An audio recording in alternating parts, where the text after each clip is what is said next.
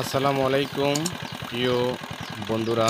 এই মুহূর্তে যে যেখান থেকেই আমার এই ভিডিওটি দেখছেন সবাইকে জানাচ্ছি অ্যানিমালস লাভার ইউটিউব চ্যানেলের পক্ষ থেকে আন্তরিক শুভেচ্ছা অভিনন্দন। আমার আজকের ভিডিও একটি কৃষিভিত্তিক ভিডিও।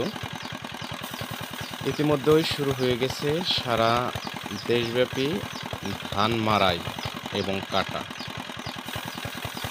বর্তমানে পরিস্থিতি খুবই খারাপ।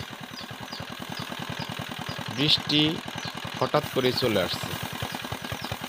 অনেক সময় মেঘ ধরে বৃষ্টি হয়, আবার অনেক সময় মেঘ ছাড়াই বৃষ্টি হয়। আগের যুগে যেরকম বৃষ্টি হলে মেঘ ধরতো, কালো মেঘ, এবং প্রচুর ডাকাডাকি করে বৃষ্টি শুরু হতো। কিন্তু বর্তমান যুগে সেই আবহাওয়া আর নেই।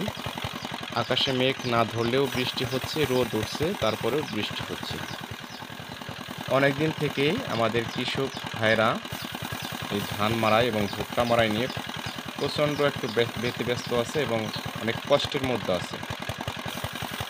একবেলা ধান মাড়াই করে শুকা দিচ্ছে, একটু পরে বৃষ্টি আসছে, আবার তুলতে হচ্ছে।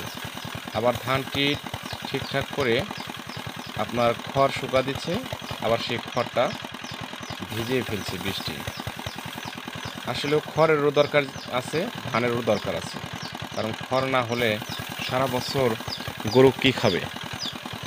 এই জন্যে খড়ের প্রচুর চাহিদা এবং দরকার। কৃষকদের এই দুঃখ কষ্ট যেন আল্লাহ পাক খুব তাড়াতাড়ি শেষ করে, এই বৃষ্টিটা যাতে আর না হয়, এই দোয়াই করি আল্লাহ পাকের দরবারে। বৃষ্টি হলে আসলেও ফসল মাড়াই করে কোনো শান্তি নেই, অনেক কষ্ট হয়। এই জন্য বৃষ্টিটা না হলেই ভালো।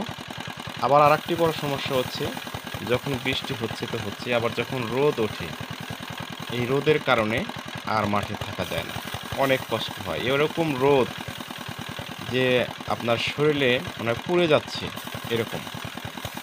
তারপরে ওই ঝড় বৃষ্টি রোদ উপেক্ষা করেই আমাদের কৃষক ভাই বোনেরা কাজ করে যাচ্ছে, কৃষানেরা কাজ করে যাচ্ছে। এই দেখেন, আহ, ধান মাড়াই করার জন্য জমির মধ্যেই মেশিনটা সেট করা হয়েছে।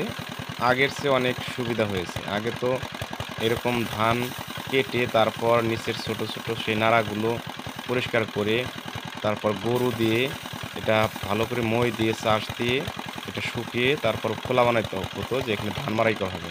কিন্তু এখন আর এরকম না। এমন সুবিধা হয়েছে আল্লাহর রহমতে, ধান কাটে সেখানে সাথে সাথে নেট বিছিয়ে দিয়ে সেখানে আপনার ধান মাড়াই করা হচ্ছে। তো শুধু দিনটা ভালো থাকলেই কিন্তু এই দুঃখ কষ্টটা কোনো ব্যাপার না। সব কষ্ট কিন্তু ১ সপ্তাহ ১০ দিন বা ১৫ দিন আ ফসল মাড়াই করলে সবারই ধান এবং খড়সহ রেডি হয়ে যাচ্ছে।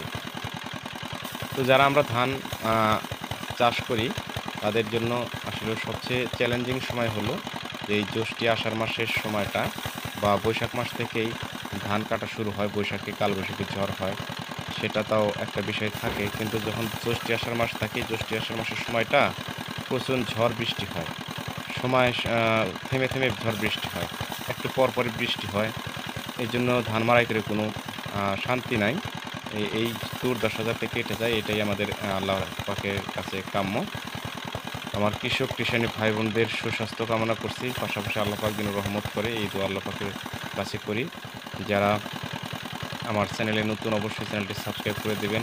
লাইক দিয়ে পাশে থাকবেন, শেয়ার করে আপনার বন্ধুদের দেখার সুযোগ করে দিবেন। সবার আগে নতুন নতুন ভিডিও পেতে পাশে থাকা বেল আইকনটি বাজিয়ে দিবেন। আর এই সময়ে ধান মাড়ার সময় যারা আ বেশি বেশি ধান চাষ করেছেন, বেশি বেশি পলিথিন কাগজ আপনারা কিনে নিয়ে আসবেন, যাতে বৃষ্টি আসার সাথে সাথে সবগুলো ঢেকে ফেলা যায়। তো সবাই ভালো থাকবেন। আজকের মতো এ পর্যন্তই। আল্লাহ হাফিজ।